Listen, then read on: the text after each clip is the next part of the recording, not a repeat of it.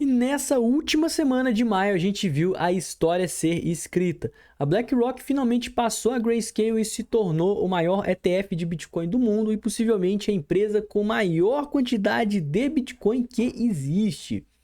E isso pode ser excelente para o criptoativo, levanta sim alguns questionamentos sobre a centralização, afinal de contas, os ETFs estão crescendo mais a cada dia, tendo cada vez mais Bitcoin. E o Bitcoin é algo limitado, né? Será que isso é um problema para a rede? Vamos falar mais sobre isso logo depois da vinheta.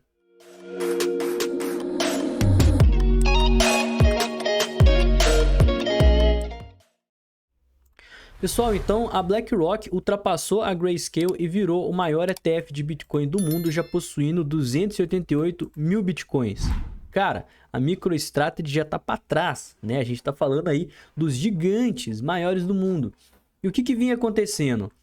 A Grayscale, desde que o ETF foi lançado, ela estava com histórico de vendas, tá? Ela já tinha ali o seu fundo de investimento privado, que já tinha aí bilhões de dólares em Bitcoin. Só que desde que esse ETF foi lançado na bolsa, as taxas das demais gestoras eram muito mais atraentes do que a da própria Grayscale. O que as pessoas começaram a fazer? Começaram a vender, né, a sua participação no ETF da Grayscale e comprar outros que tenham as taxas muito menores, como por exemplo da BlackRock.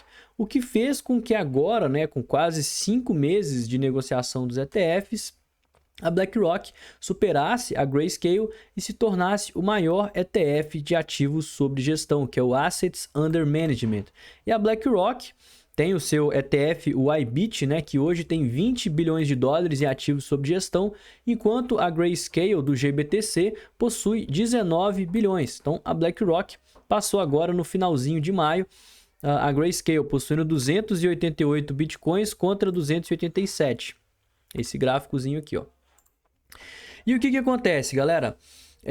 Com isso, a gente tem sim pontos positivos, mas também tem pontos negativos que eu quero estar abordando.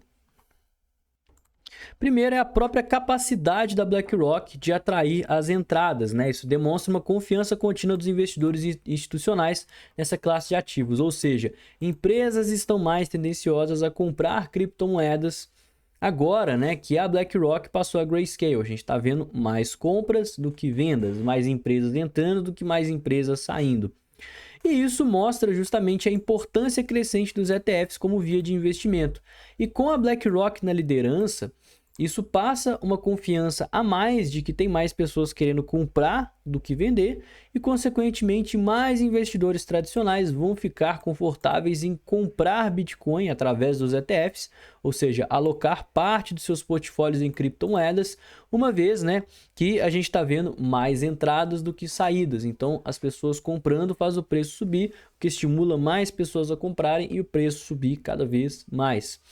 E o questionamento que muita gente está falando é que agora a gente tendo mais compras do que vendas, a BlackRock passando a Grayscale, os ETFs estão cada vez mais posse de Bitcoin. Eles já estão superando 1 milhão de Bitcoins, o que representa cerca de 5% da oferta total de circulação da criptomoeda. Realmente é algo muito impressionante, mas muita gente também está questionando.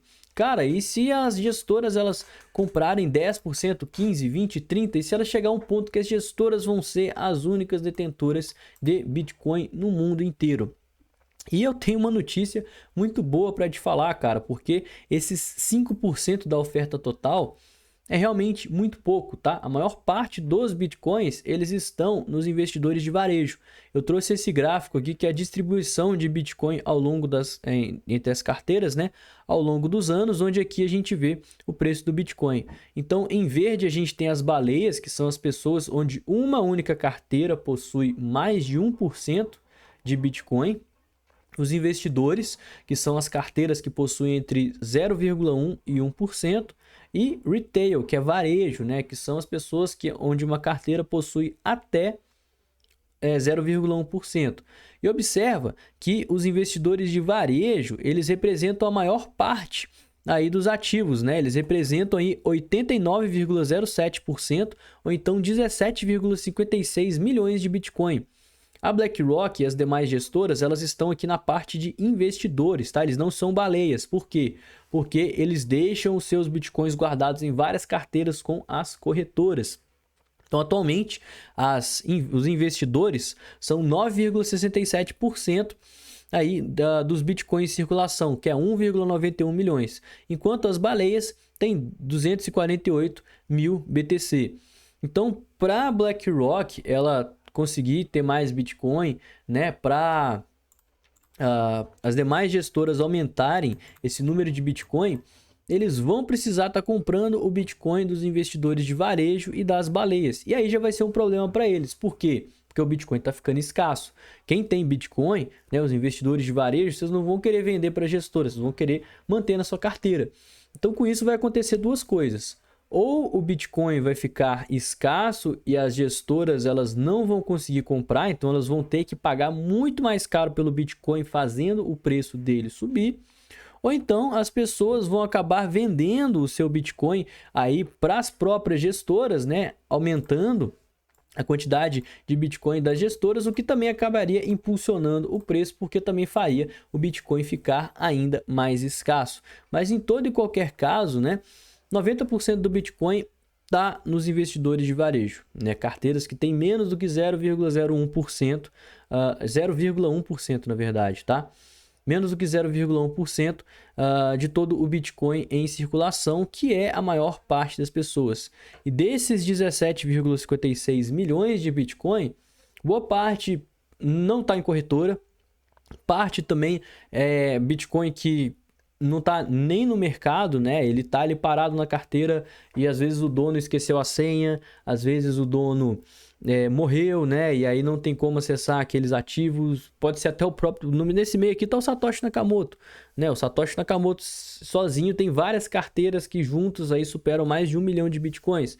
Então, assim, a gente está falando de bitcoins que às vezes são até inacessíveis. Então, não tem como as gestoras de ETF chegarem a um ponto delas ter tanto de Bitcoin que só elas vão dominar o mercado.